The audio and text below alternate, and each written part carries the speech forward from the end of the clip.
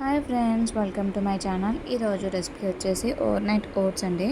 దీనికి కావాల్సిన ingredients oats and ఇంకొంచెం dry fruits, pumpkin seeds, chia seeds, watermelon seeds, బాదాం, పిస్తా.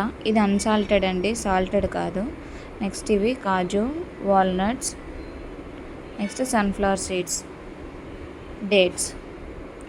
ఇవన్నీ మనం కొంచెం కొంచెం మొత్తం ఓట్స్ తీసుకొని ఓట్స్ ఒక హాఫ్ కప్ తీసుకోవాలండి. సో దాంట్లో మిగిలిన ఇంగ్రీడియంట్స్ అన్నీ ఒక హాఫ్ స్పూన్ చొప్పున యాడ్ చేసుకోవాలి.